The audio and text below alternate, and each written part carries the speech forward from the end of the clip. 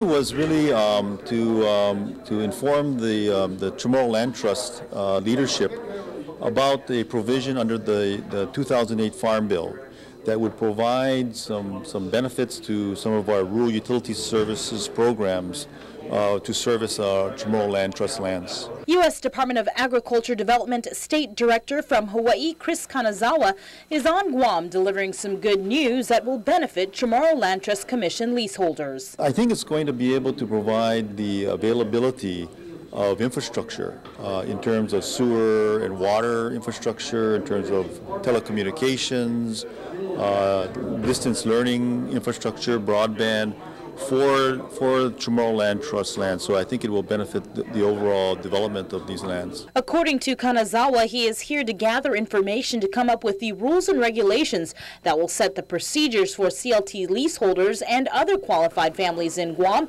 to apply for the USDA's programs designated substantially underserved trust areas. The next step is we're taking all of this information, and keep in mind we've done these consultations throughout the United States also with Native Americans, Native Alaskans, Native Hawaiians.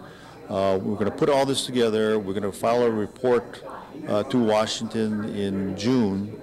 And then from there, once that's approved, then we will finalize the regulations. CLTC Administrator Monty Mofness says it's a step in the right direction for an agency that struggled over the years, but now is finally on the road to recovery. It means that we can work hand in hand to identify funding for infrastructure that can enable people of Guam to finally build.